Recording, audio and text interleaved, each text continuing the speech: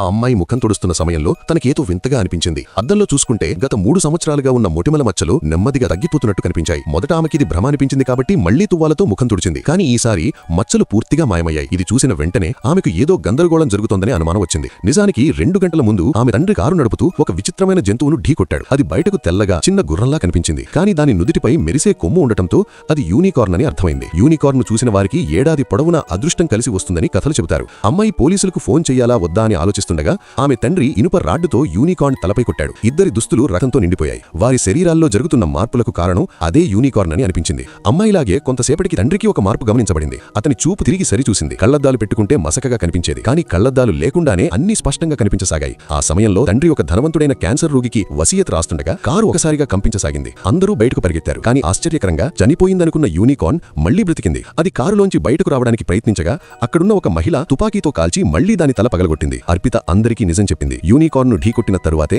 తమ శరీరాల్లో మార్పులు జరిగాయని. అది విన్న ధనవంతుడికి వెంటనే విషయం అర్థమైంది. యూనికార్న్ లో చికిత్స చేసే శక్తి ఉందని అతడు పిచ్చి నిర్ణయం తీసుకున్నాడు. యూనికార్న్ రక్తంతో తాను పూర్తిగా నయం అవుతానని భావించాడు. డాక్టర్ను పిలిచి యూనికార్న్ కొమ్మును పిసికి నీటిలో మరిగించి తాగించాడు. మరుసటి రోజు నిజంగానే అద్భుతం జరిగింది. అతడు పూర్తిగా ఆరోగ్యంగా మారాడు. పైగా ముందుకన్నా బలంగా కనిపించాడు. అప్పటి నుంచి అతనిలో లోభం పెరిగిపోయింది. మొత్తం యూనికార్న్ ను పిసికి పొడిలే చేసి అమ్మితే కోట్ల రూపాయలు సంపాదించవచ్చని ఆలోచించాడు. కానీ అమ్మాయికి లోపల భయం పెరిగింది. ఆమె గదిలోకి వెళ్లి యూనికార్న్ గురించి తెలుసుకోవడం మొదలుపెట్టింది. మధ్యయుగాల్లో యూనికార్న్ భాగాలతో మందులు చేసిన వారిపై శాపం పడిందని, అందరూ రహస్యంగా మరణించారని ఆమెకు తెలిసింది. కానీ ఆ ధనవంతులు ఇవేవీ నమ్మలేదు. యూనికార్న్ శవాన్ని ప్యాక్ చేయమని ఆదేశించాడు. అంతలోనే కరెంటు పోయి మొత్తం భవనం చీకటిలో మునిగిపోయింది. అప్పుడే డాక్టర్కు ఎవరో సందేశం పంపారు. యూనికార్న్ కుటుంబం తిరిగి వచ్చిందని. భయంకరమైన శబ్దాలు వినిపించాయి. గార్దులు కాల్పులు ప్రారంభించారు. కానీ యూనికార్న్లు చాలా శక్తివంతంగా ఉండి గార్దుల తలలు నలిపేశారు. అప్పుడు తండ్రికి అర్థమైంది, వారు ముందుగా చంపబడిన యూనికార్న్ పిల్ల తల్లిదండ్రులని. అయినా కూడా ధనవంతుడు వారిని పట్టుకోవాలనే ప్రయత్నం చేశాడు. కానీ క్షణంలోనే యూనికార్న్ అతన్ని చంపేసింది. అమ్మాయి యూనికార్న్ పిల్ల శవాన్ని తల్లిదండ్రులకు తిరిగిస్తే వారు వెళ్లిపోతారని సూచించింది. కానీ ధనవంతుడి కుమారుడు మోసపూరితంగా